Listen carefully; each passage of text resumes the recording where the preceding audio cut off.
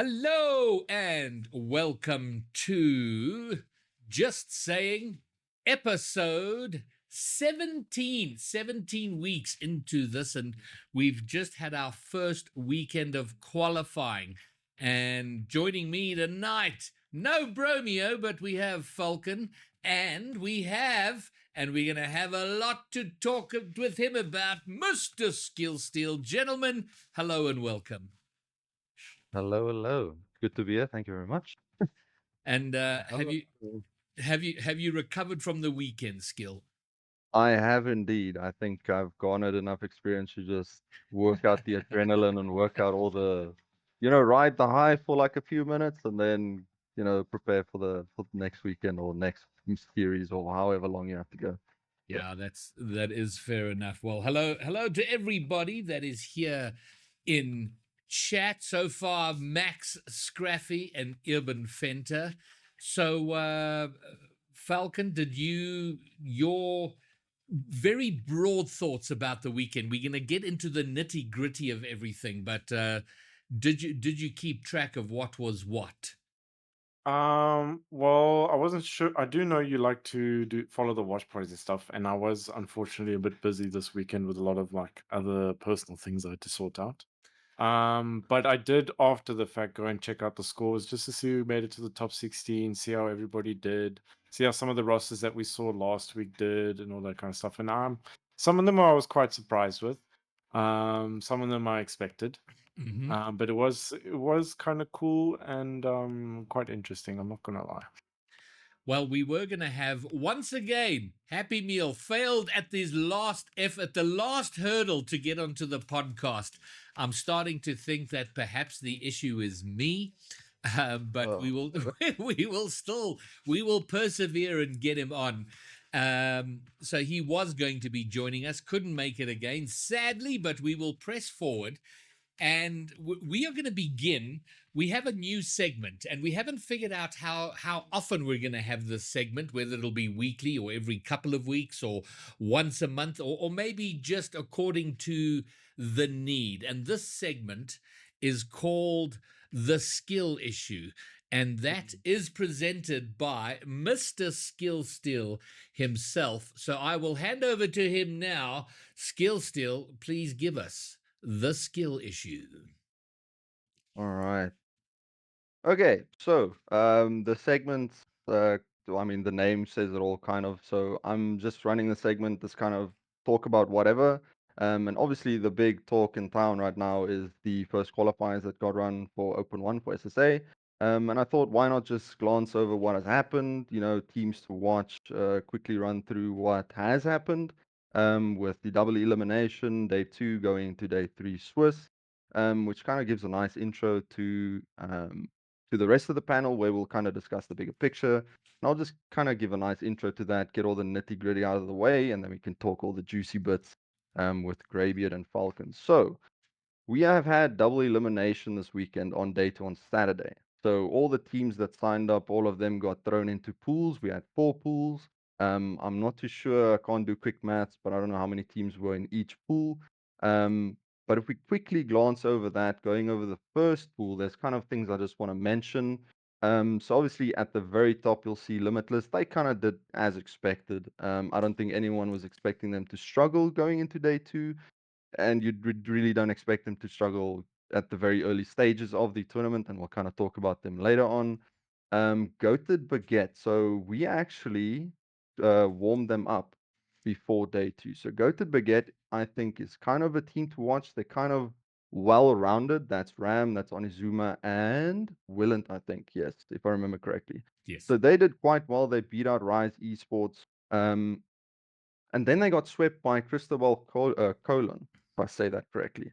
So that's kind of a weird one. I expected that to be kind of closer because Death Cloud Esports, which I do think between them and Ram's team, I kind of think Ram and them edge out. But Death Cloud Esports played them much closer. So I was thinking that Goated Baguette would at least get a game 5 or even win that. So it was quite surprising seeing them get swept. Trifecta also in this group, kind of expect they're very, very well-rounded team, very good.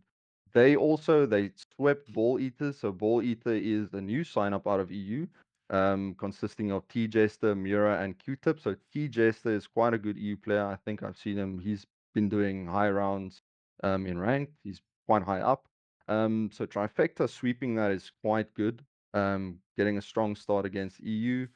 Then a surprise upper bracket run. I say surprise because we have morning food. So for those who don't know, morning food is Mr. Low, Archeon, and Snoozy.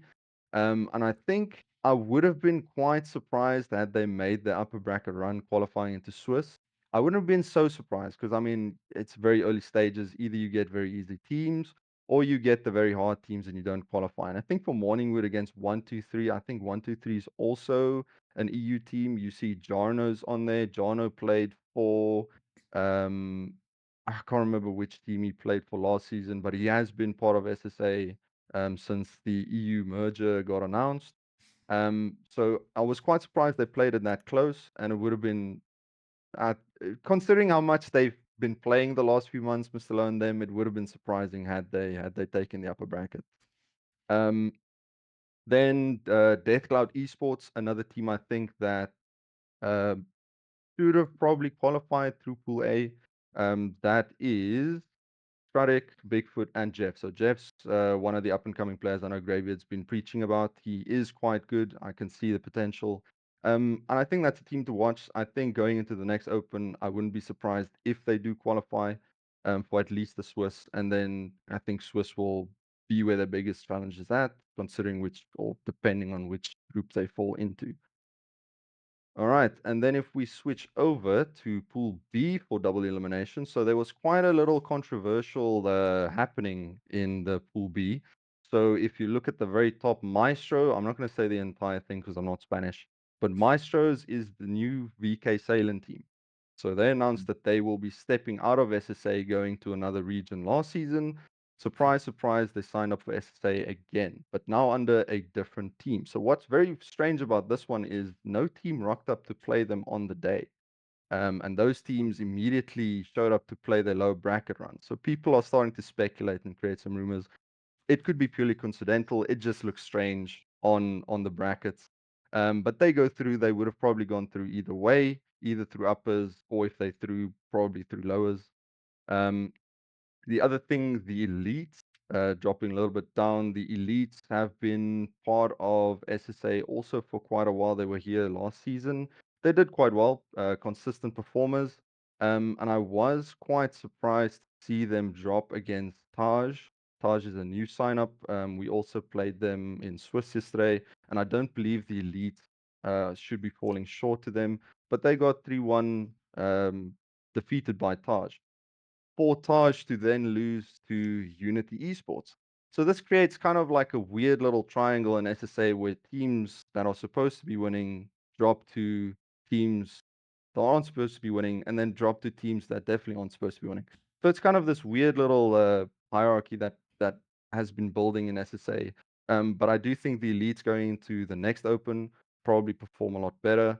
But I was glad to see Unity Esports. They had quite a grueling day. They game 5 Panda City Esports and then game 5 Taj to qualify through upper bracket. I think they should be pretty proud of that qualification. Um, and then, the big one I think out of Group B in the lowers was Birds versus the Elite. I was quite happy to see another SSA team beat out, I think, Mass. I think they're Middle East. So I think that was also quite a big one for Bird. Algeria, yeah. Algeria. Okay. Masses from Algeria. All right. All right. I mean, like I said, they've been consistent performers last season. So I do think it's quite a big one for Bird in that sense. All right, so moving over to Pool C. So this one was also quite nice. Cosmico doing as expected. They didn't have any trouble going through uppers. They beat out Lankai's team 3-1. I think it's quite an expected result. No uh, any bad meanings towards Lankai's team. They are quite up and comers. They did do quite well. Definitely a team to watch. If they play their best and they improve going on as they do, I am not going to be surprised if they at least make a top 16 at some point. Um, So, Decimate. I think Decimate had quite the difficult upper bracket. They run into arguably probably the top two in SSA right now, which is Hay with Riz. That's a pretty strong EU team that came over, which is Karka, Ivan, and Revzi. They are going to give this region quite a big bit of trouble. So it would be quite interesting to see how SSA evolves playing this kind of team. I think this is probably the strongest iteration we've had in the region. And unfortunately, Decimate was either caught off guard or not fully prepared for Hay with Riz. Um, and then Schloppers. So the other team to watch within this group would probably be Schloppers. They did unfortunately fall short against World of Tanks. Schloppers is Dylan, Duklas, and TK. I think Dylan is quite a good up and coming player. Definitely someone to watch. We'll see if teams stick. I wouldn't be surprised if many of these teams reform around another roster. Um, so yeah, that is for Pool C, and then quickly on Pool D. So Pool D, the last group, kind of ran as expected. I didn't see anything out of the ordinary. So we did see Mustu Fluck in this group, one of the new signups. I think they're Norwegian. They have been in the scene for a very long time. The bigger picture, the bigger scene they've been in for quite a while. Seen quite a lot of social media posts from them back and forth with the Limitless boys at some point as well. They go through without any troubles. They 3-0 Astronic. Astronic is a team that I do think can go much farther than they have this open. I think they might have had probably just a bad day. But that's definitely also a team to watch. They were here last season and they were also pretty consistent with their performance.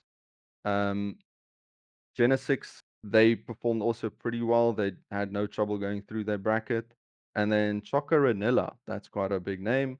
They the series between them and Pony no Jutsu probably could have gone either way. Pony no Jutsu is definitely a team to watch. That's Teshao, Eagle, and Rice. I think Rice is from overseas, if Welsh. I'm not mistaken. Welsh. There we go. That's definitely a team to watch. And then obviously we saw Chocoranilla doing pretty well. They qualified through uppers and then also did very well in their Swiss bracket. And the rest of Pool D was quite standard. There's nothing too much out of the ordinary there. So that was for the double elimination. I think it's quite as expected. No big upsets. That's as you expect from the early on in the open. No big upsets, nothing really out of the ordinary. I think it was probably stock standard. But going into Swiss, oh boy, did we have quite quite some fun with Swiss. Um, so yes, for Pool A. So I think Pool A was probably the group of death. So Pool A saw the majority of the EU teams land in. You had Limitless, or no, that's Pool B, sorry. Pool A was majority SSA. So Pool A was probably the better spot to land in if your team looking to go further. You had the likes of Limitless in there, Cosmico, Chocoranilla, Jollof, and Meatballs. You had WG, you had majority SSA. And I think the biggest question coming out of Swiss for most people was probably how would Limitless perform, considering most of the EU signups this time around is stronger than last season. Um, and I think some of the answers or some of the questions got answered. Limitless was doing quite well, 2-0ing, going 2-0, but then running into Master Flux. So this was a series that I was expecting would be a lot closer. I didn't get to watch the series, but it was a 3-0. So I'm not too sure. I doubt that Snowy and them were scrimming any of these teams.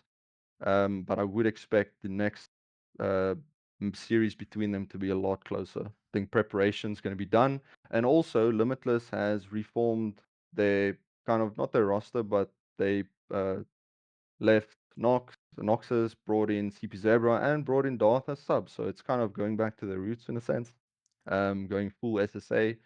But yeah, the expectation was definitely to be a lot closer with Mustafluck.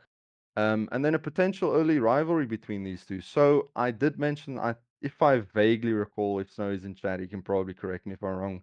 But there has been some social media posts between them. Mads has obviously voiced himself on social media quite a few times. So a potential rivalry early on developing. Rivalries are it can be healthy for a region. It creates content, creates a lot of stories around teams. So I don't see that being a bad thing. But for Limitless, next weekend is going to be very important. It's for them a way to kind of make a statement and say, listen, we heard you, we waking up, we're going to start doing the best we can. Or it can go the other way and they just keep losing, which we're not hoping for. But it's not going to go that way. That I can tell you. Cosmico. So Cosmico was a big question mark yesterday. So I think a lot of people expected them to do much better, at least 3-1 in their group. And they started throwing some questionable matches and questionable series. I think they dropped their first series, or they dropped a series against Shocker Ranilla, which went 3-1, as Greybeard's showing on stream. That one, I can see them going to game 5, but at least clutching it out in game 5 against Chocoranella or winning it 3-1. But I do think they did have a bad day. I don't think that's an accurate representation of what they can do. I think they'd make the same statement. And I think the expectation is that the next showing next weekend is definitely going to be a different Cosmico. And then in the same breath, Chocoranella, I think, surprised a lot of people. Myself included. Uh, Definitely, as I said, a team to watch. They can go. I mean, they qualified, so they can go far. But what I would like to see is how they rock up with against other teams. If I just quickly look at their matchup, so Chocoranilla, they played Jollof and Meatballs, which was very surprising because they dropped that series 0-3. Which again brings back the question, or just the whole triangle that we're creating is this team loses to this team, but then wins this team, but that team. So it creates a lot of uncertainty. It's a consistency issue probably, but just the way that teams are beating other teams and then losing, it's a very confusing thing. But yes, Chocoranilla doing very well. We'll see if they keep that consistency, if they get matched up with other teams, like EU teams, anything like that. We'll see how they do. Jollof and Meatballs, I said, was also a very good team to watch. Lankai and them are definitely up and comers. We'll see if they stick. I think so. One big statement that I do want to make, I think some of these teams would make a mistake if they disband now. You cannot expect, I told Devan Ravi as well, you cannot expect your first result to be your best result. Some of these teams have just formed, you've just done a few scrims, it's your very first RLCS day, it's nerves, you're getting all that out of the way. So I'd encourage some of these teams to stick it out, to not reform just because you had one bad day. It's going to happen.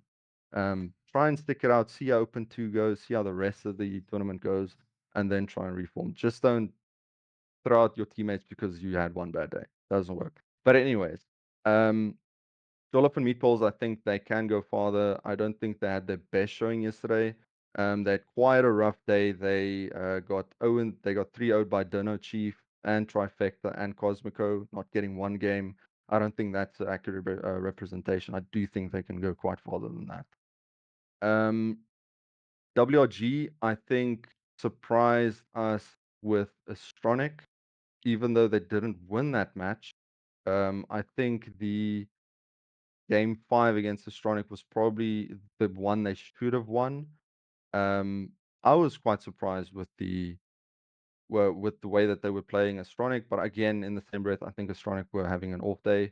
WRG is kind of a on the fence team. You're not quite sure if they're gonna go far or not. You really don't know. They have to peak on the day, in my opinion, if you want to expect them to go really far.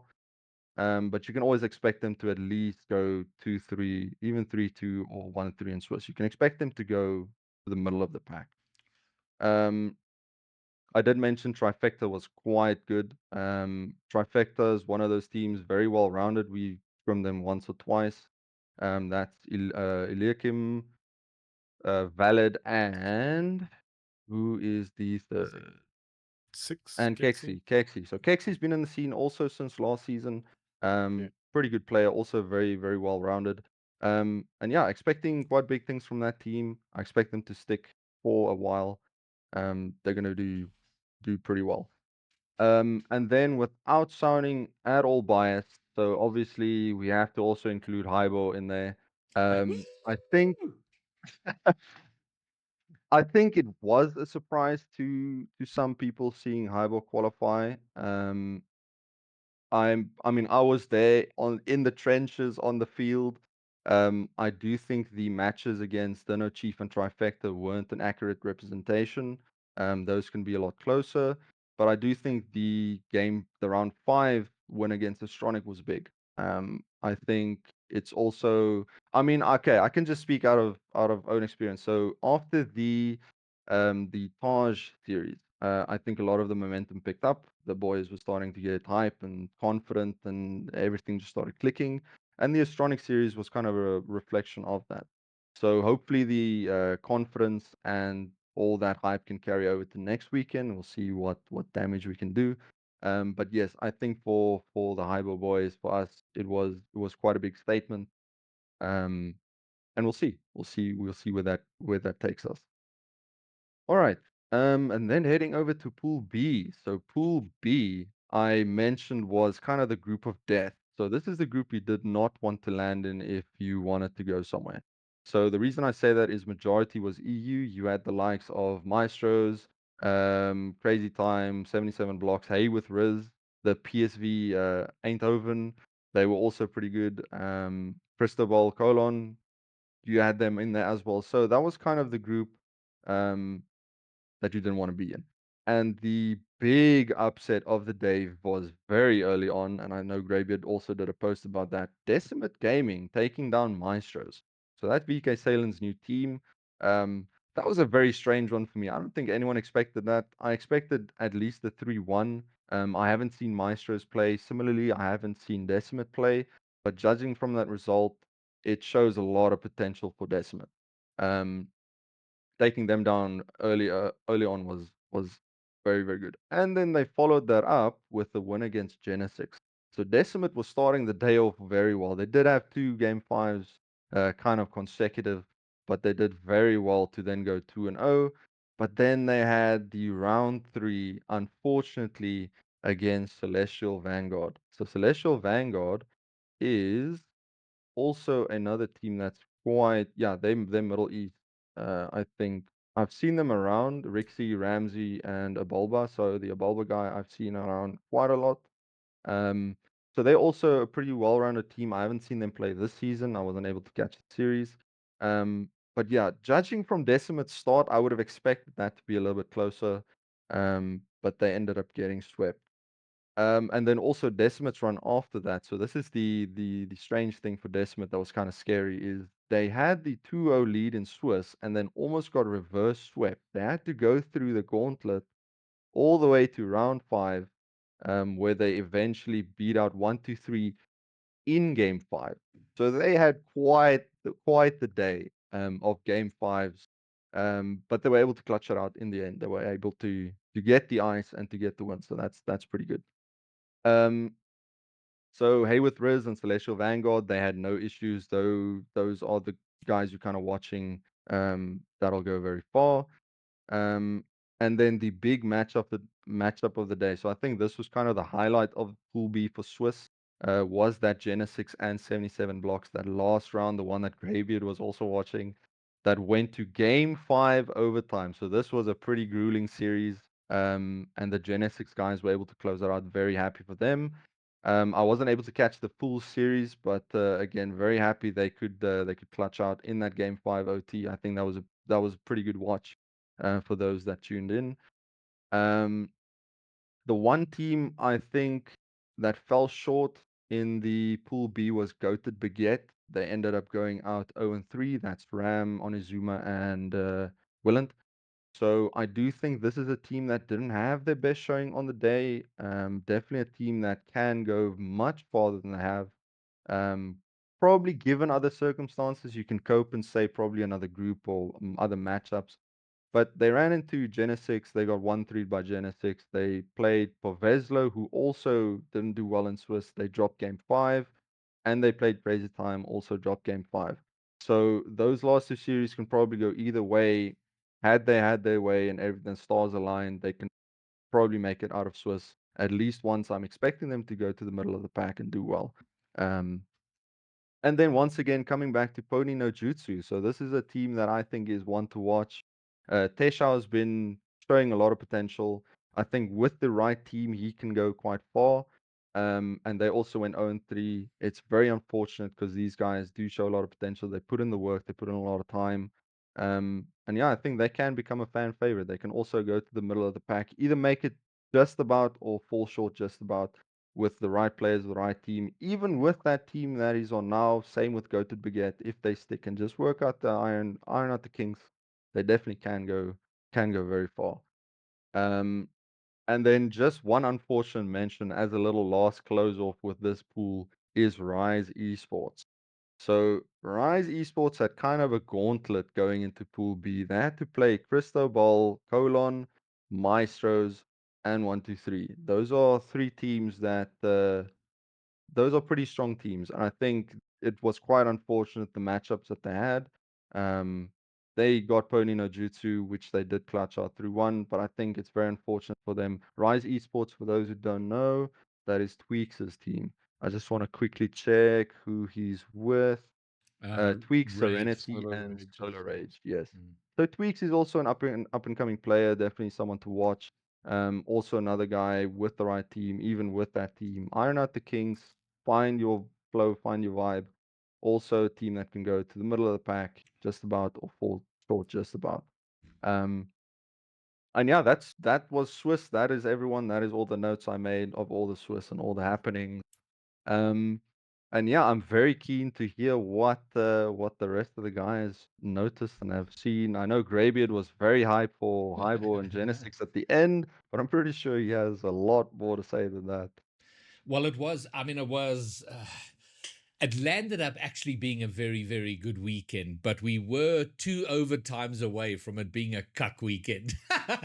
Oh yeah, that is But- very true. That is very Didn't true. notice that there were in day one that were there were players that or not players, sorry, teams that just decided, nah, we're not gonna play against Maestros, but we'll come back in our lower bracket run. Yeah, That's that is something I learned after the fact. And then, like I said, it just looks shady. Like no one shows up for your match coincidentally, but then immediately show up for their lower bracket match, no problem. and then Ah, again it starts to auto raise eyebrows. qualification into day And you two. just they literally qualified without playing anything. They just And showed up then they play coincidentally. against Zany's team, and then they lose in their first round match on day two. So that's like it also has little small questions like, is VK Salen's team as strong as they were last season? Are they gonna go as far as they think that we think they're gonna go this season? Like, I don't know. Yeah, it's an interesting. Limitless the season again. I haven't seen them play, but I think there's a lot of questions around the strong teams in the region. Limitless has a lot of questions surrounding them. VK Salen's team has a lot of questions. There's only a handful, like only I think 2 or 3 teams with no questions. Mustafla currently, it's the first showing we saw of them, so we kind of don't really know where to place them yet. Mm. But they did show quite strong against Limitless. And then Hey with Riz, you also, like I said, that's the strongest iteration we've had in the region by far. And those are the Yeah, only 2 teams where you can just say, yeah, sure, they're gonna go all the way. But yeah. yeah, I don't I know. mean, sorry, I'm cutting everyone off No, no, no, because I go for it, go, just had thoughts when you were going through your whole segment there. And go then for it. Limitless, they also tend to they will lose to a team once and then they usually Mhm. bounce back after that. It's like they Yeah. study their opponents and then they come back and then they come back a bit stronger, like they figured out Mm. the opposition. So what do you guys think of Limitless for this season? Do you think they're going to basically win it all again each weekend that comes, or do you think there's going to be another team that might actually give them a run for their money? When you say another team, are you talking about generally or out of SSA? Let's say generally. Let's include those teams. Actually, in SSA, let's include the teams that are competing in SSA right now. I think SSA teams have a mental block when it comes to Limitless. You know, Decimate Gaming, take them. They beat VK Salen's team, but they go into that with a different mental approach than I think they do with Limitless. And I want to see a time arrive where the other SSA teams have overcome that little barrier. Having said that, one of the big reasons that Limitless have had as much success as they had is that they seem to adapt when they will rise to the pressure they're put under. So if there's no pressure, they'll do just a little bit better than that. If there's lots of pressure, they'll. So I do think there'll be some adaptation, but this is going to be the toughest season they've ever had.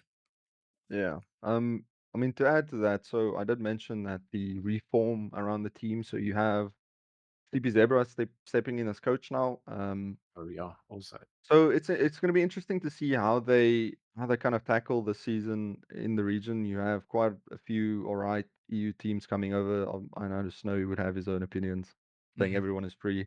yeah.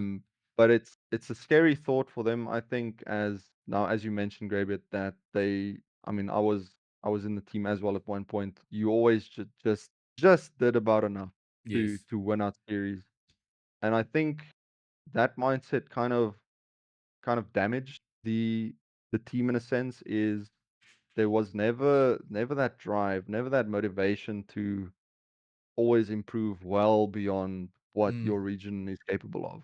And right now they're in a position where now teams are here that you can't just adapt to. Um, the Hey with Riz, we saw the off-season tournament. They beat out Limitless. yes. Yeah. Um, and I didn't watch the series, but I don't think it was as close. If someone can remember the score lines, great stuff, but I don't think it was as close. And I think for Limitless, that's a very scary thought. And then you get 0-3 by Mastu Flak. Again, I didn't watch the series, so I don't know if it was close or not. But it's not a sense of adapting. You're Mm. actually getting trashed now. And now you have to go back and think, all right, okay, let's tap the brakes. Let's actually think about this and wake up. On well, Um, on that point, Skill, hmm, my question is around Zebra coming in as the coach, and my frustration with I don't know if what your thoughts are on the move, because I kind of thought maybe they needed some completely fresh ideas, someone out of the sort of high level scene in Europe or North yeah, America to sort of inject some new ideas there. But and it's tough for us because we know all these guys. I know Zebra, I know whatever, and but strategically, I don't know.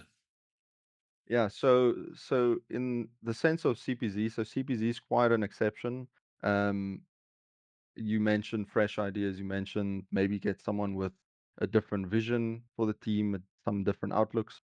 CP Zebra was always a person to have those different visions, and always he was never set in his ways.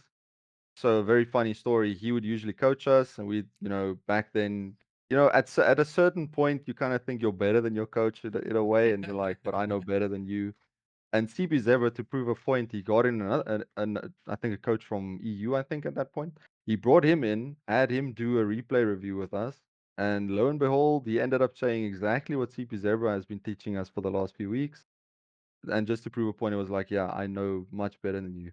Okay. And to his credit, CP Zebra is a very good coach in a sense. Like I said, he has a very broad mind in terms of Rocket League. He can try out a lot of different things. But for Limitless, I don't know. I was quite surprised seeing that they bring Super Zebra back. But I do think in the same breath he can do quite well for them. Like I said, he has great ideas. He has great coaching style as well. Yeah. It'll be interesting to see how that forms the rest of the season. I think it's too early on to tell Yeah. because we don't have behind the scenes knowledge on what he's telling Mm, them, what he's trying to teach them. of course. Yeah. But I do think he will do well for them. I don't think there's to his credit, he is a very good coach. I mean, I have nothing against CPZ as a coach at all. I think he's probably a fantastic. I think I've spoken to him once, but I never had the honor of experiencing any of his coaching or any of that. So I can't criticize his coaching. I can't criticize his style, but I can only take now, let's say the recent events for Limitless, essentially. Mm, So FIFA E. Now we saw what happened with Limitless at FIFA E. And he was the standing coach. Obviously, they were using him then because I don't know what happened to Noxus. But there gives you maybe a little bit of an introduction as to what he's maybe doing with Limitless, essentially. Going from, let's say, day one, we can kind of maybe disregard because there was let's say maybe his first time with the Limitless boys again after like who knows how long. Mm. And then you get day 2 and their results there. So is CPZ what Limitless actually needs as a Yeah. coach, or like that's just my question, honestly. And it's one of those But- questions that's going to be answered in approximately 5 weeks. Oh, gotta wait all those weeks for that. Okay, well, No, I well, think it's, go ahead. no, I was just about to say, I think it's fair. Yeah. But yeah, I do think it's too early on to say anything for sure. Because I mean, they only got trashed by Musty Fluck, and they kind of ran through everybody else in the Mm. group. So Well, yeah, okay. let's So just my overall impressions of this weekend is that and and keep in mind that I am terribly biased, and I tend to see things through very rose tinted glasses sometimes. But I do think, broadly speaking, there has absolutely been advancement and improvement among the SSA players.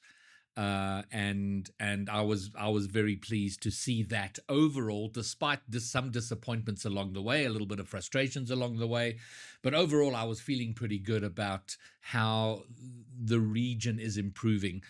With the caveat, and we have a long road to go, but I do feel we're making strides in that direction. Some of the Yeah. some of the disappointments for me, Death Cloud was definitely a disappointment, and I don't know if that was just I mean, they did exceptionally well as Unity, this roster, while part Unity, part whatever, but they're all players that have done really well. Jeff had a fantastic 2024, and I don't know if it was just a big occasion. But Skill, sometimes you show up at Rocket League and you just have a cut day, and it just doesn't quite go according to plan. But I really did think, at the very least, they would get out of day one. And I had them at a reasonable chance of making top 16. So they will have to go and have a rethink. They did get a coach late on. Dijon came on as their coach out of the UK, but that was like in the week of he had like 3 or 4 days to work with them. So it's not like they had weeks of lead up where they could build to something. But I was really hoping they could have done better. And then I don't know if it counts as a disappointment, Mr. Lowe's team. I mean, Archeon, Snoozy, and Mr. Lowe. I feel like their heart hasn't been in Rocket League for the last, at least. It's I almost they're showing up, having a bit of fun, and going as far as they can. They don't seem yeah. committed to going the distance. It's all a mentality thing in the end. Sorry, skill still. no, go for it. Go for it. Like if I feel like I notice more that the teams that have the most fun seem to do better than those teams that come in like super serious, and like if they lose then it's the end of the world. If you know what I mean. Yeah, I think it's a fine line. I think there's a sense of need to take it serious, but there's also a sense of, if you're overthinking it, you're probably not doing your best. And in Rocket League, that's Yes. definitely the case. Overthinking things is not the best thing ever. But yes, I think in a sense, having fun kind of relieves some of the pressure and some of the nerves you're Yes. feeling. But then for some of these teams that want to go far and want to make something of themselves in the region, there has to be some sort of discipline. I think discipline is a better word, taking it too serious. But for Mr. Low and them, I mean, Low retired, sold his whole system, his whole setup, rebought it the next season to play, then gave all that away again just to return this season. I can understand some people just come back to see, can I make a little extra buck, just a little extra something. But the two players I'm very disappointed to see doing the same thing as Archeon and Snoozy. I think especially in Snoozy's case, still very young, still a lot of Yeah. potential, still a lot of time. If he has other priorities, other things he needs to focus on, good for him. I'm not going to say make Rocket League your entire life. Um, but for those kind of players, and I don't know when it was mentioned, but someone said Archeon could have been better than to die for had he worked his ass off to get there. Sure. Archeon also has a lot of potential, but it's a mindset thing. These guys aren't motivated. They have other things they want to do in life, or they just don't want to put in the time, and it's a sense of laziness. And that's the thing that hope doesn't carry over to the entire region at some point, is these guys have so much potential, but they're just not putting in the time, and it's definitely a case for morning food minus Mr. Low. Now, we're gonna talk about Hybor a bit more in a moment, but for me, I feel like as a region we're in a bit of a transition phase because you've got your OGs, the guys who were around in the days when there were like 12 people in the community, you know, when it was tiny and small, and Uh-huh. people like Mr. Lowe, Archeon, and others. And then you've got the new crop, and you're the perfect example of both of those. You know, you as the old guard, and the two youngsters there. And I think there's going to be a difference of mindset with youngsters that come into the top competitive scene now because they've never experienced a world where EU wasn't here. That's Mm. going to be that's the normal for them, and I think it's going to breed a different mindset and a different mentality. And I think we will see more of that as time goes on. The next team that I hoped would have done better was Bird, and Mm. they remind me a little bit of the old Unity team who I loved, and I love Bird, and they always seem to almost get there, but just can't quite take it to the next step. They brought in an EU player in Hunter. It didn't seem to work out for them, but I hope they'll regroup and figure things out. And they're an interesting roster because they've been together long, and until Josh left, they, I think, were the longest standing roster. They'd been together for like 2, nearly 3 seasons as the same roster, which is almost unheard of in Rocket League generally, and in SSA specifically. And then Joshua had real life, and they brought on Hunter, but they've turned down offers from orgs. So they're just an interesting bunch of guys, and I just wish they'd gotten over the line. Yeah, I mean, I think that WRG series was quite a disappointing result for them. I think they would have expected themselves to do a little bit better in that Yes. WRG series. Um, Cosmico 0-3, I think that's a very tough matchup for them. Astronic, Mm, given the Astronic we got yesterday, mm, I can see Bird going far in that series. Don't know if they clutch it out, but I can see them go far in that series. But I think the one that they were very disappointed in themselves with was the WRG one. mm. I think that's one of those where you can say it can go either way. But an 0-3 there is definitely not what they wanted out of. Then Elites, out of, well, they're a meaner team, but they're the NA part of. I think they've got one. I think they've got a Saudi on the team now. But this was the first time they've not made main event when they've competed in a regional here. So that was a surprise. And then Pony no Jutsu, man, Mm. Tishao and Eagle, they were LAN winners in reunion not too long ago, and that was a surprise. I think I feel like they could have gone a little further. I know they had a bit of technical issues with their coach or whatever, but man, I would love to have seen them make it through. Oh yeah, I mean, like I said, that's probably a team to watch. Player to watch, definitely Teshao. You kind of want them to do better because they do put in a lot of time. Teshao and Eagle and them, they do put in a lot of time. I see them a lot on the game. Yeah, and it's just one of those where you're frustrated with it because you just want to see them do a little bit better. But I do think with time, these guys are still young, still have a lot of Yeah. time. I think with time, you can definitely see them keep going middle of the pack, even higher, above and beyond. They all need a Skillsteal in their team, it You seems. just see them ultimate, an old man. And then Yeah, but a wise old man. Come on. Okay, yeah, sure. effortless in chat correcting me, and elites have an English player, not a Saudi player. So an Algerian, an Egyptian, and an English player. Okay. Yeah, well, great bit. I'm curious because we keep touching on it. I want to know how many teams are going to make changes. But obviously, that question will already be answered later. But Ah, I want to know how many teams are actually going to listen mm, and stick it through. You know what I mean? Like, I, all make slight changes to their rosters to make it better, but not these complete revamps that we often see. mm, I'm hopeful that not, because I think Skillsteal's point is very important, and you know when you're young and whatever, and you have.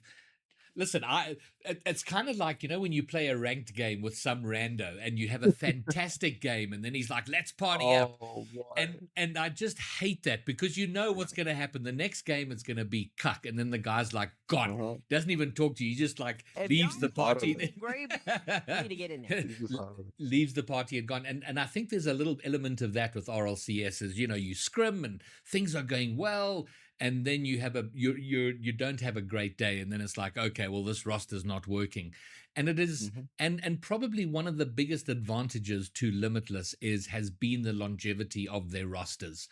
Darth was there a long time, and they only let Darth go because Darth was like, hey guys, I'm done here. I want to go do other things. And Skill came in, and they, so there is a sense of stability in that roster. So one is hopeful, but I'm sure by the podcast episode 18 of just saying, we'll probably touch on potential roster moves and changes. And then I want to talk about some surprises. And Rise Esports, Skill, you touched on them a little bit in your rundown. They did far better than I was expecting, and I don't want to, only because I wasn't sure about Solo Rage. Solo Rage has been around, but he was committed, then not, then yes, then no. So he was a little bit flaky for me, but so I wasn't sure, and I didn't expect them to do very well. But they did exceptionally well, had some fantastic results. That roster does include Tweaks, and it does include Serenity, which are two players that I do think are going to have a breakout season in 2025. So I probably need to reassess my view of Solo, but they performed really well. Yeah, I think the one result they were pretty happy with before they qualified was the Death Cloud Esports win they had in Game 5. I think going into that, they must have been pretty nervous because you're running into Bigfoot Jeff and Stratic. But I do think the one clutching that out in Game 5 gave them a lot of confidence Yeah. to qualify for Swiss. And then, like I mentioned, Swiss was not kind to them Yes. with their matchup. Given different matchups, they have a better chance. But that was a very grueling first time. But yeah, they had some pretty good runs in wins in the day 2, the double elim. I think I've got to just quickly. I see Gex has arrived in chat, who does casting for APAC, and since he's here, and it's reminded me, because we talk about the EU invasion here, and right now EU is invading the entire world. I mean, there's every region is currently having an EU, at least one or more. In fact, yesterday I was thinking about doing a power ranking of the EU regions, and number 1 is EU itself, number 2 North America, 3 is probably APAC, and then SSA. It's like, how well is EU doing in all of the other regions? But importantly with APAC is that their grand final had 2 teams that were 1/3 rosters. And that I could live with, Skill. I mean, we only have 1/3 roster that's still in, and there weren't many to begin with. But I mean, I could definitely live with 2 1/3 rosters being in there. Yeah, I mean, it's probably the best you're gonna get away with, right? Yeah. I'm not too sure if I think those guys moved over, the 2 from each team moved over to APAC to play from there. Listen, you can live with the fact if the EU guys move to SSA and they play from here, right? You make all the effort, you pay all the money, you come live Yes. here, you do it long term, right? Not just fly to Reunion for a weekend, fraud the bracket, fly out. That we're not going to stand for. Yes. At least make it long term. At least tell us, listen, I'm doing all this effort. I'm going to be here for quite a while. I'm going to do you good. Because, I mean, once you're here, they can't play EU servers. They're going to hate it because you're going to play on hyping. But anyway, besides the fact, I Yes. think those guys flew over to APAC, played from there. That's great. You're making the investment, you're making the effort. And usually if they go to APAC, they stay there. They're doing their thing there. It was good to see that at least they have one player from the region on there. You'd prefer it to be 2/3, but like I said, that's probably the best you're gonna get. But I do think the org investment is also good. You have Elevate sticking, you have Luminosity making an investment into APAC. That's huge. That's great. We need a couple of those here, some of those sort of big name orgs to come here and throw some support down this way. moving on to the next surprise, and I loved the improvement I'm seeing there was Ox Gaming. That is Max, Scraffy, and Jerome. And also youngsters, Max and Scraffy, sort of 15-ish, 15, 16-ish. And Jerome, I don't know. I actually don't know how old Jerome is, but I liked how they did. They fell short. They didn't make the Swiss day, but came close. And I just like what I saw there. And then they've picked up a North American coach, Asterix, who's come on board, but also he came on board like 3 days to go, so not enough time to really get anything going and changing. But I'm sure they're going to be doing some great work with him over the next couple of weeks in time for the next regional. But I wanted to give a shout out to Ox. I don't know if you're familiar with any of those players, Sean, but I liked what I saw from them in terms of their improvement. Ooh, Max Presto, no. Scraff is 20. Oh my word. Okay. So sorry, Scraff is not a youngster. Max is just informed. He's an oldster. Yo. You're talking about Max Presto, Scraffy in them, right? Max Scraff. Max No. Ninja, Max, Jerome, and Yo Scraff, and Jerome. That's Ox Gaming. Jerome Scraffy, I've seen for a while. Yes. Surprisingly, he came on. I think I met him through Bro, and he's done very well in his improvement. And to see him actually doing what he's doing now, it's fantastic. I want to see how far he can go, especially the others that I have seen as well, especially Jerome moment too. I mean, I see the compete in RSC as well when they do, and they do very well there as well.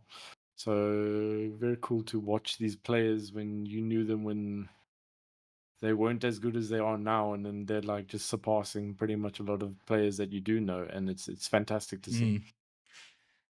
X2 Esports, Sethi, Luna, and Dre. Now, why I was particularly impressed with them is that it seems like it wasn't long ago that I was meeting one or more of these guys in my lobbies. And if anybody's in my lobbies, they're not ready for RLCS. And and so, but clearly these guys have been working on it. Also fell short, didn't make Swiss, but performed really well, and I think have a foundation to become far greater than they are now. So I wanted to shout them out. So big up to X2 Esports. Keep it going. Hang on. Don't break up the roster. Stick together and make it better together. And then Please. yeah. And then finally, and I mean, you said it yourself, Skill, about a surprise. I was instantly in love with the Hybo roster, with Devour, Ravi. And by the way, Ravi's full name is Ravioli. And so we must not miss the opportunity to talk about devouring ravioli. But just dad jokes aside. So you got Ravi and Devour with Skillsteal. I was like, oh my God, this is just a fantastic roster. I was so excited about it. But just not sure. And I mean, need I say more? Making it through to main event. And Skill, if you could just talk us through, firstly, how that roster even came to be, and then the progression through. Yeah, so the start of the roster, pretty. I mean, I've been running into Ravi and Devour in ranked quite a while. They grinded out quite a lot. So you run into them, and can't I vaguely remember, it was like last year already, last year, end of November, when people started trialing. Either I sent a message or I think Ravi got into contact, asking for trials. We ran like one scrim, one trial, and then didn't hear from anyone. We didn't speak for like a month. The off-season thing happened right after that. I think Ravi messaged me asking if I'm still open to trials. I said, sure, why not? We ran some trials, and then yeah, I mean, look, I didn't have a lot of options, people already settled in, they already been scrimming for a month or months. They were pretty locked in. And I just committed to it. I've been seeing them playing in ranked. I saw the potential. I even ran into Ravi in ones. I'm not a ones main. I'm not the best ones player ever, but he's pretty good in ones. So I saw the potential. These are two guys that are willing to do the work. They're willing to put the work in. They're pretty well disciplined, pretty well under pressure, as we saw yesterday. They do have a lot of potential, and a lot of the boxes are ticked for greatness. Mm. So I said, why not? I don't have a lot to provide them in terms of mechanics, teaching them the best mechanics ever, but I think experience goes a long way. Especially in yesterday's series, I kind of tried to keep them calm, try to bring them back to earth. Listen, it's not over yet. Still a lot of time left. Let's keep level head. Kind of playing that old wise guy role in the team. Um, yeah, from there we just signed on to open one. We didn't really run a lot of scrims, um, so the preparation was not as good as it could have been. But again, uh, that being said, I think we proved a lot of people Mm. wrong. I think it's the ideal mix-up because both of them are quite mechanical. And Hmm. Devour, in fact, the 1v1 show matches were reintroduced to my stream last week, and Devour was on there, and he cleaned up. I mean, he Yeah, swept Olympic, and I can't remember who he played in the first round. It was it was Lanka, wasn't it? Yes, indeed. Yeah, and Yeah. Lankai is a dynamite ones player, and I was amazed with Devour. So they certainly have that capability, but they don't have. I mean, Skillsteal. I mean, I'm thinking back 5 and a bit years ago to the first time we met. I mean, you've been grinding this game a very long time, and I think you bringing that sort of deeper knowledge of the game, exactly what you said. Okay, guys, calm down. It's not over. It's get back into that. Adding that to the mechanical prowess, I think is immensely valuable. And to echo back to you your own statement, I hope you stick with this roster for the rest of the Yeah, season. no, yeah, no, there is a yeah. Look, I'm not. I don't pride myself in being a journeyman. A journeyman's kind of in my eyes. Someone just keeps hopping teams like the Yes. Lies you see overseas. He just finds a new team every week. Yeah. Until he finds one that brings him all the money in. Um, but I do find value in teams sticking quite a while. Like I said, this first open, you really shouldn't base your entire existence on this first result. Um, but I do see a lot of potential in this team growing. Like I said, they carried this old man to a main event again. So Yeah. um, I think for myself there was quite a lot to prove. Like you said, I've been in the scene for how long now? Always playing throughout the dry seasons, and then kind of just doing enough during the ups and downs. So I was quite a big result, and yeah, I'm excited to see if we Mm. can carry it through to the next opens, getting a coach, getting an org, getting that backing, and yeah, I see big potential. And then my hope is once I leave the team at some point, I'm nearing 60,000 years old in Rocket League terms. Hopefully they can carry all, because this is all experience, Mm. making main event, getting all the nerves out of the way. I mean, they asked me, I think last week or somewhere close to the start of Saturday, they asked me if I still get nervous. Um, and I don't really, your Mm. heart starts pounding in overtimes, which is natural, but it's not as bad as it was at the start, what I can remember. Mm. So hopefully this kind of builds them into even better players, even more disciplined players. I was very, very surprised to see their composure under pressure.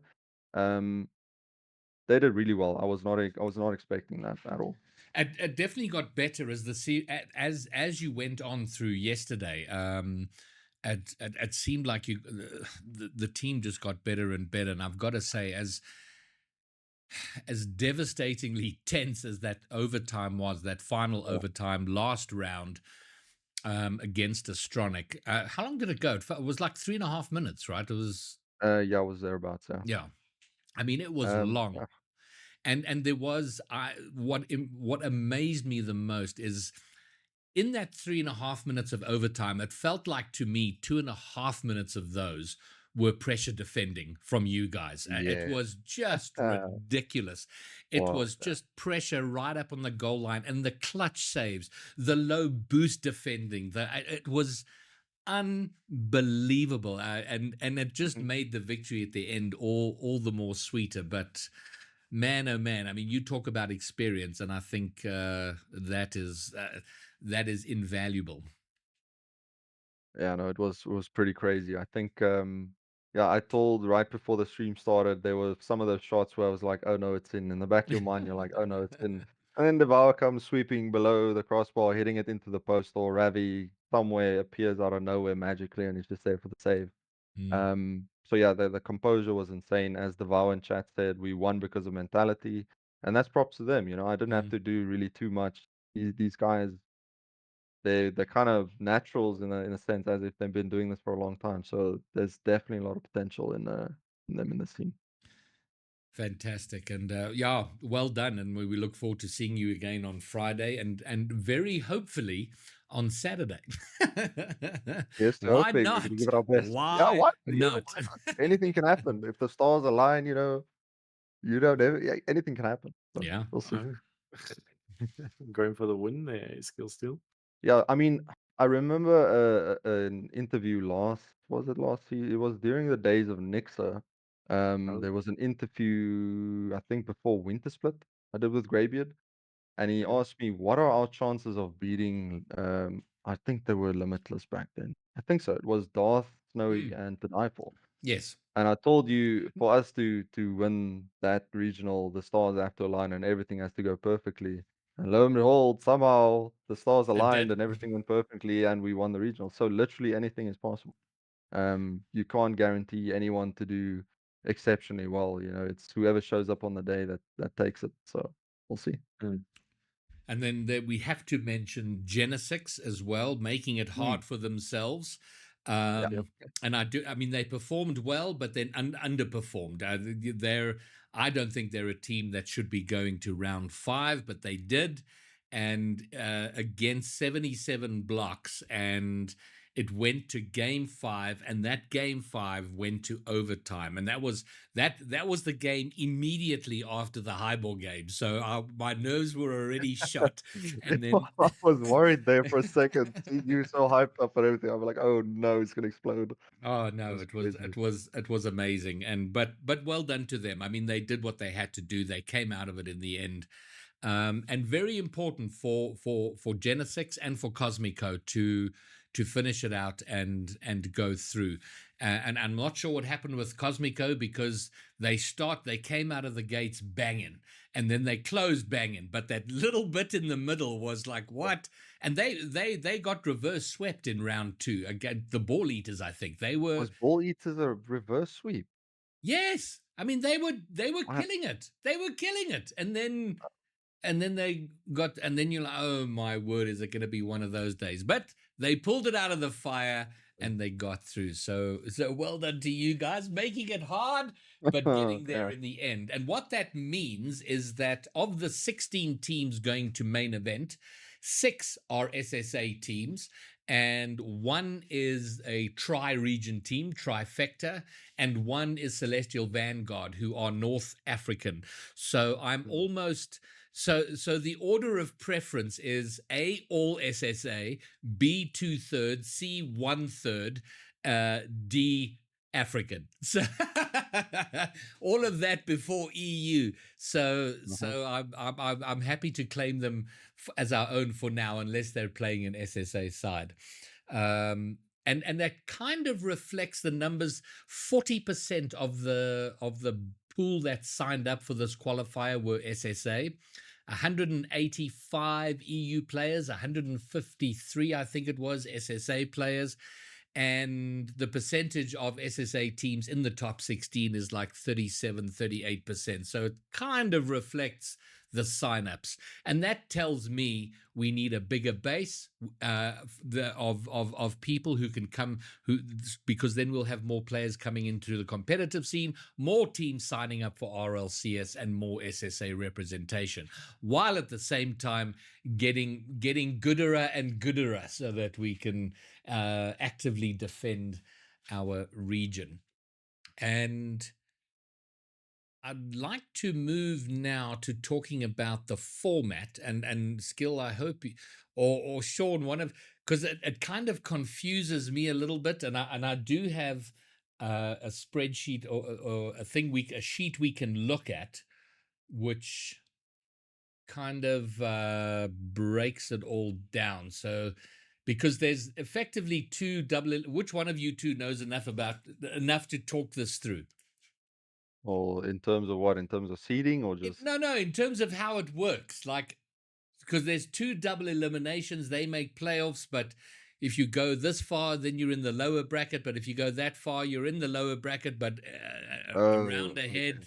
that sort of jazz. Yeah, so the format kind of, I think, caught a lot of people off guard this season. They're doing a lot of in between just for you to qualify for main event, double elimination into two Swiss groups. That goes into two double elimination groups.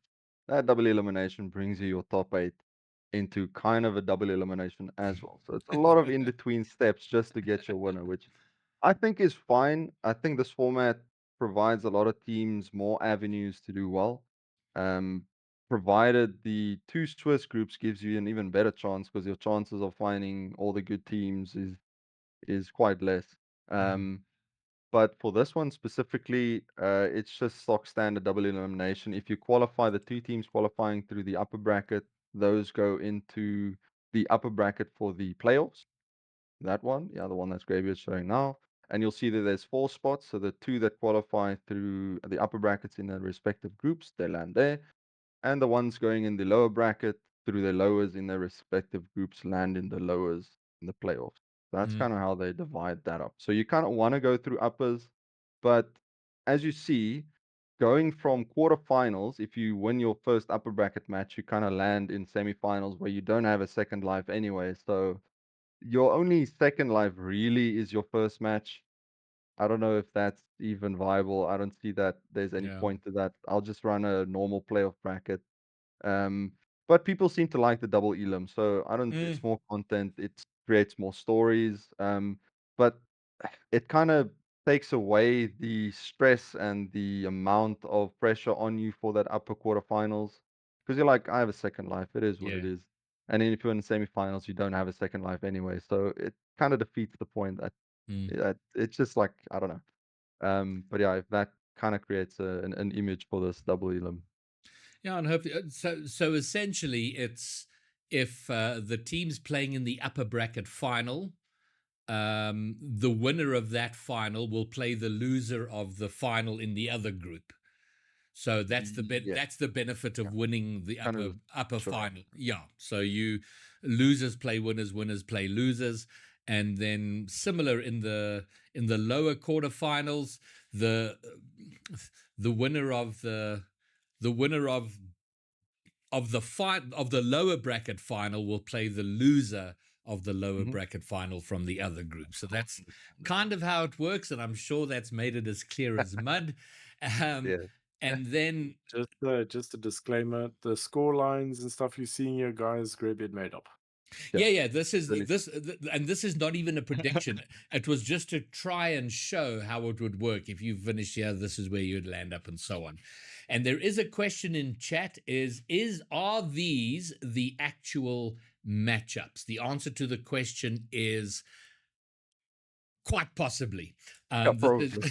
is this is not official, but this is based on the guys who made the sheet up, and it's based on the results out of Swiss and all the groups and how and seedings and all of that and how that's working. So in all likelihood, in Group A, Mustuflak will be playing highball, and your instant thought on that skill. Don't know what to expect. Like I said, I haven't seen Mustaflak play either in that Limitless uh series, so I have no idea what to expect. We'll go into that giving it our best. But I don't know. It can you know what's gonna happen on the day. We're expecting them to be good, so we're not gonna we're just gonna give our best. That's it. No. Yeah, but you know, if the stars align. If the stars align, you never know. If the stars align. Mm. And just a shout out, because I see Guns is asking who made this, and I should actually just shout them out. This is made by 3 people: Cody, Atom, Pyro, and Franco Shavasa. Those three people are the guys who put this together, and they do it every season for every region, for every regional. It's actually amazing work. One of those community drives which are just so incredibly helpful. So shout out to them.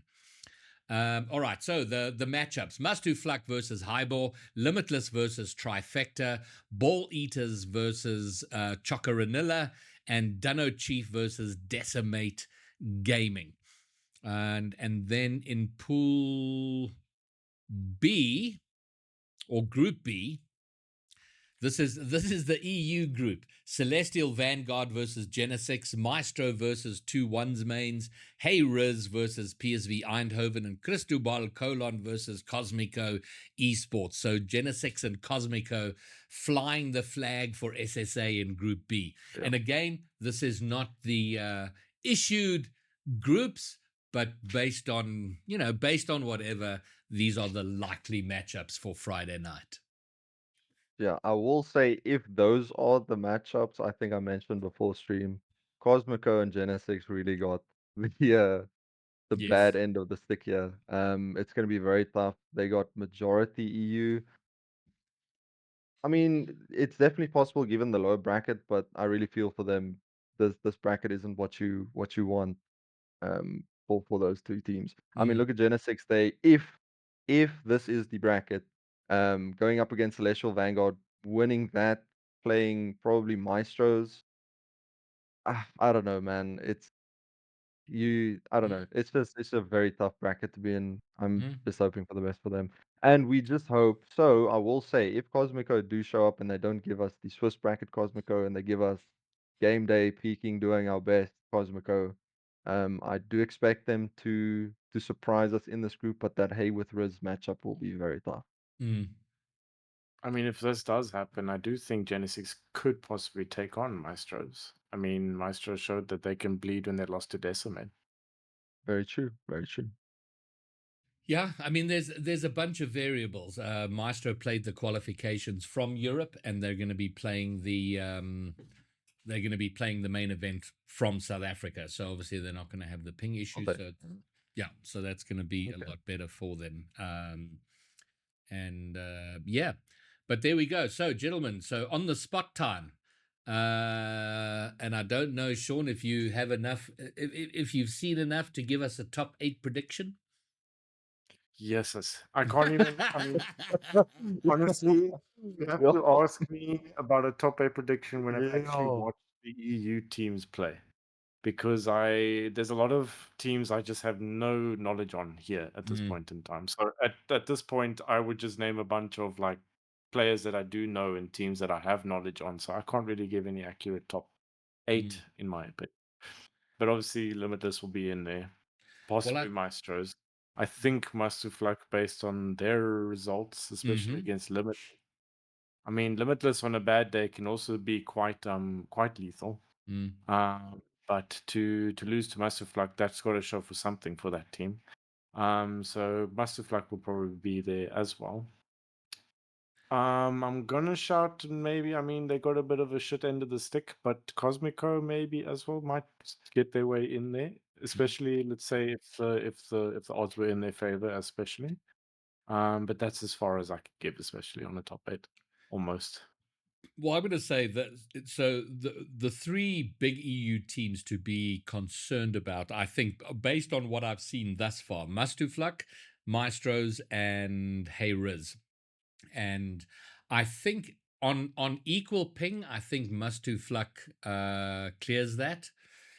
But with Maestros being here, it might give them a bit of parity. But those are going to be big matchups to look out for, and I do think I'd love this to be the regional where another SSA team puts up their hand in terms of being a standout for the region, possibly matching Limitless, and I guess that's up to Genesix or Cosmico, I would think.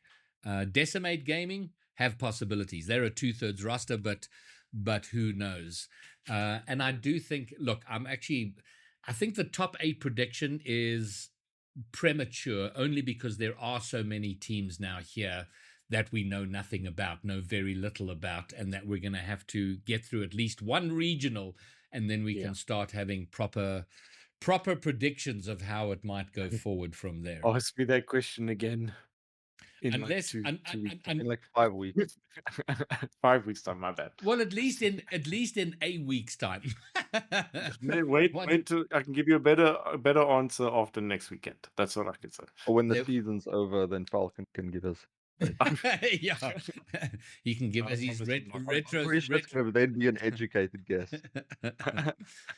Okay, well, I think that moves us along then. Oh, 1v1 show matches are up again this Wednesday. 1,000 Rand prize pool sponsored by Virtuoso. And we have 4 players who've been invited to that show match. And we're going to have Zany versus T-Shao and Ravioli versus Willant. And the winner of those 2 respective matches will play a final. That will be Wednesday night at 7 o'clock right here on the stream. And then, I'm so glad I made that note because Just one thing. yes. Ravioli's performance is a reflection of Skillsteal, just saying. Yeah, okay. That's right. All right. I'll take note of that. There are no RLCS admins in any of the matches on Friday night, which means there are no automatic uploads, and that impacts stats for the region. So to all the players, please make sure you are auto-uploading your replays to Ball Chasing so that stats people can gather stats out of those and make sure your stats are counted for the season. Normally, there are admins in all of the matches, and they save the replays as a matter of course. That's not the case, and I know with EU they were scrambling over Friday to make sure to get all of those. I think they did in the end, but please make sure you upload your replays. And finally, notable birthdays from the week. So these are all people who are either in or around SSA whose birthdays are worth noting. And first up is Potato with a Gun, who on the 9th of January turned 21. So Potato with a Gun. Legal Eagle. The key to the heart, my man. And then amazingly, on the very same day, also turning 21, is Rubik's out of Dunno Chief and formerly of Mobula. He also turns 21 today, so happy birthday, Rubik's. Ruby's supposed to the one with the beard, right? Yeah, he was the the one, nice the one with the nice one. There you go. Yeah, the one with the beard. Miraculous beard. Though. Okay. And Yo, he- that at 21 is impressive. Not gonna lie. oh no, Yo, no, listen, I'm sure he's out of Spain, man. He's been growing that beard since he was yes, 12. sir, that thing must have been growing for a while now. Goodness, props to him. That's impressive. Not gonna lie. And then finally, I did see him in chat earlier, and I don't know if he's still here. I hope he is. Out of Ireland, quite involved in the SSA scene, and overall nice guy. Subzan turned 22, so Subzan, happy birthday to you. Oh my God, Subzan is in chat and he's freaking out. It's Wales, isn't it? It's Wales. I know, and I've just called someone out of Wales Irish. Didn't we get Subzan educated is on this out of last here. week? No, I'm ruined. I'm absolutely ruined. We got educated on this thing last week. I know, and here I am not learning my lessons. Oh my goodness. Okay, well, happy birthday to you guys, and and that is going to bring us to the end of episode 17 of Just Saying, and a great weekend, and it could have been really rough, but it ended up not too bad. I'm fairly excited and confident going into the main event this coming weekend. And good luck to all of the players, and Skillsteal to you and your charges. I'll be watch partying, of course, on Friday. We'll be making our rounds through all of the team streams, keeping tabs of the results as we go through. So I hope we will see you all there. But we are now into the thick of things. So Skillsteal, thank you for your debut segment of the skill issue. We will have you back again to do more of that as time goes on, and hopefully our new segments get built out as well. We're going to have Muckfish coming in to talk about mentality, and I have some guests lined up, some pretty big ass guests over the next couple of weeks. So hopefully that gets underway soon. Alrighty, so from me, Greybeard, Sean Falcon, and Skillsteal, peace. I will see you on Wednesday for the show matches. Peace. We're out.